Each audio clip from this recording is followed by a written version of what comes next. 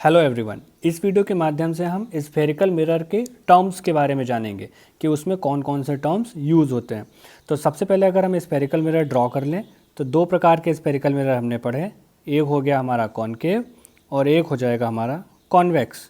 Okay, concave में क्या होगा, ये जो बैक साइड वाला पार्ट है ये जो है हमारा पॉलिश लगी होगी, फ्रंट साइड से रिफ्लेक्शन होगा। और कॉन्वेक्स में भी ऐसा ही हो जाएगा, बैक साइड पॉलिश लगा देते हैं, फ्रंट साइड से रिफ्लेक्शन हो जाएगा। अब एक एक करके हम बात करते हैं इसके टर्म्स की। अगर हम पहला टर्म देखें तो पहला टर्म होता है जैसे पोल। तो इस स्फेरिकल मिरर में पोल क्या होता है, तो हमेशा याद रखो कि कभी भी किसी भी स्फेरिकल मिरर का जो मिड पॉइंट होगा एक्चुअली वो होता है पोल। यानी दोनों ही प्रकार की कंडीशन में हम देख सकते हैं ये जो मिड पॉइंट है वो पोल है। पोल को हम किससे रिप्रेजेंट करते हैं, तो इसको हम पी से रिप्रेजेंट करते हैं। पोल को शॉर्ट फॉर्म में हम पी से रिप्रेजेंट करते हैं, ये हो जाएगा पोल। नेक्स्ट टर्म क्या होता है, नेक्स्ट हो गया सेंटर ऑफ कर्वेचर।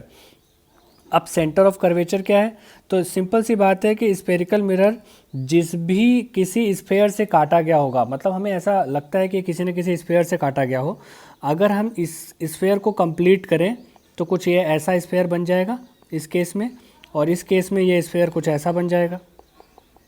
तो जिस भी स्फेयर से ये काटा गया हो तो उसका कोई ना कोई एक सेंटर होगा, तो जो भी उस स्फेयर का सेंटर होगा वही एक्चुअली हो जाता है centre of curvature of spherical mirror. ठीक है, तो इसको हम किससे रिप्रेजेंट करते हैं, बेसिकली इसको हम सी से रिप्रेजेंट करते हैं। ठीक है, तो centre of curvature of spherical mirror C से रिप्रेजेंट करा जाएगा, और ये उस स्फेरिकल मिरर का सेंटर होता है जिस भी स्फेयर से ये काटा जाता है। ठीक है, इसके बाद अगर हम बात करें नेक्स्ट आ जाएगा radius of curvature of spherical mirror.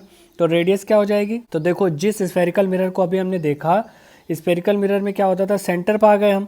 अब सेंटर मिल गया तो ऑब्वियस है सेंटर से जो कॉर्नर तक जो लाइन जाएगी उसको हम बोलेंगे रेडियस। वो चाहे कहीं भी जाए, यहाँ पे जाए पी के पास या कहीं और जाए, तो सेंटर से जो कॉर्नर तक लाइन जा रही होगी वो क्या हो जाएगी, इसकी रेडियस। तो ये एक्चुअली इसको हम बोलते हैं रेडियस ऑफ कर्वेचर। ओके, इसको हम आर से रिप्रेजेंट करते हैं। ठीक है, इसके बाद अगर नेक्स्ट चीज़ देखें कि नेक्स्ट क्या है, तो इसके बाद नेक्स्ट आ जाएगा प्रिंसिपल एक्सिस।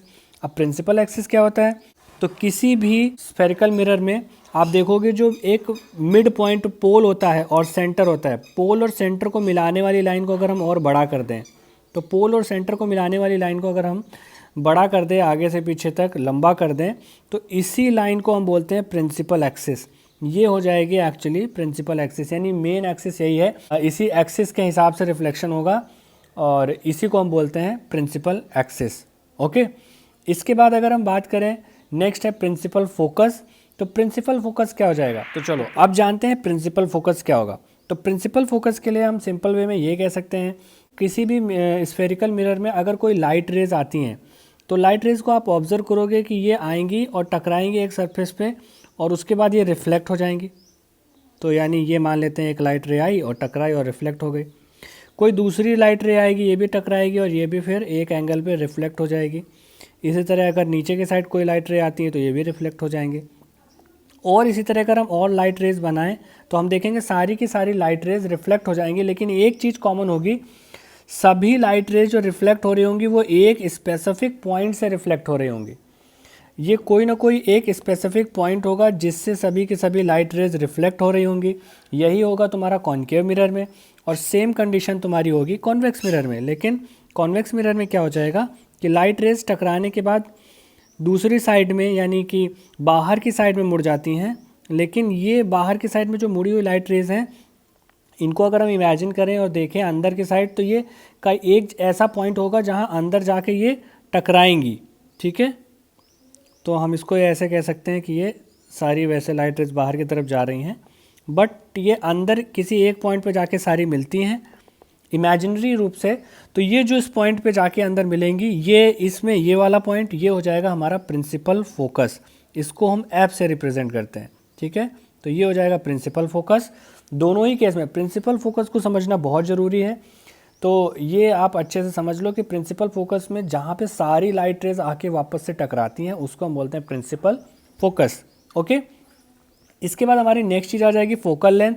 तो फोकल लेंथ एक्चुअली होता है प्रिंसिपल फोकस से लेकर मिरर के बीच की दूरी। मिरर का पोल था पी, हमें पहले ही हमने देखा था, तो प्रिंसिपल फोकस से लेकर पोल पी की बीच की दूरी जो होती है, ये डिस्टेंस जो होती है, इसको हम बोलते हैं फोकल लेंथ। फोकल लेंथ को स्मॉल एफ से रिप्रेजेंट करते हैं, ठीक है। ये दोनों ही केसेस में प्रिंसिपल फोकस से पोल की दूरी को हम फोकल लेंथ बोलते हैं और स्मॉल एफ से इसको रिप्रेजेंट करते हैं, ओके। इसके बाद नेक्स्ट आ जाएगा अपर्चर। अपर्चर क्या होता है, तो देखो अगर हम मिरर की बात करें तो इसमें होता क्या है कि ये मिरर कोई एक पॉइंट से लेकर दूसरे पॉइंट तक होता है। जैसे मान लेते हैं ये पॉइंट है M और नीचे का N, सेम इसमें भी मान लेते हैं M और N। तो ये मिरर जब MN जो पॉइंट के बीच में स्टैंड कर रहा है, तो ये MN जो होगा वो इस मिरर का क्या हो जाएगा, अपर्चर हो जाएगा, ओके। इसके बाद नेक्स्ट हम बात करते हैं relation between radius and focal length. तो देखो हम सिंपल वे में ये कह सकते हैं कि स्पेरिकल मिरर का जो रेडियस होता है वो फोकल लेंथ से जस्ट डबल होता है।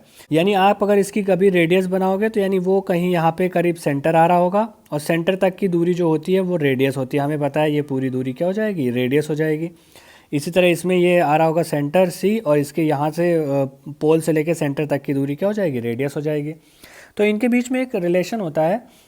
हमेशा आप देखोगे तो ये नॉर्मली आपको मिलेगा, रेडियस जो है वो एक्चुअली होती है 2 फोकल लेंथ के बराबर। यानी फोकल लेंथ को अगर हम ट्वाइस कर दें तो वही रेडियस के बराबर हो जाता है। तो ये इन दोनों के बीच में रिलेशन हो गया। अब फटाफट से जल्दी से देख लेते हैं सारे पॉइंट्स को।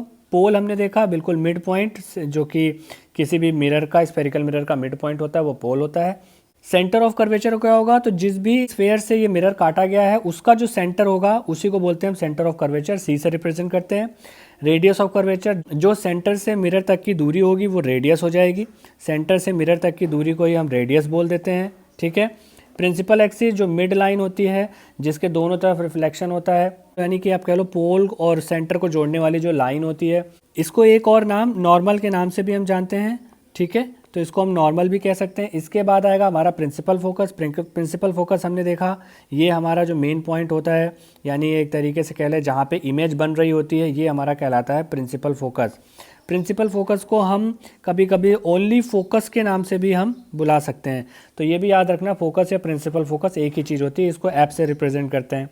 इसके बाद फोकल लेंथ हमने देखा, फोकस से लेकर पोल के बीच की दूरी हो जाएगी फोकल लेंथ।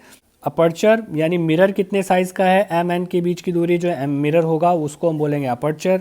और इन दोनों के बीच में रिलेशन, रेडियस और फोकल लेंथ के बीच में रिलेशन अभी आपको पता चली गया कि रेडियस हमेशा फोकल लेंथ की ट्वाइस होगी, यानी डबल होगी, ठीक है। तो ये है कुछ टर्म्स जो स्पेरिकल मिरर में यूज़ होते हैं, ओके।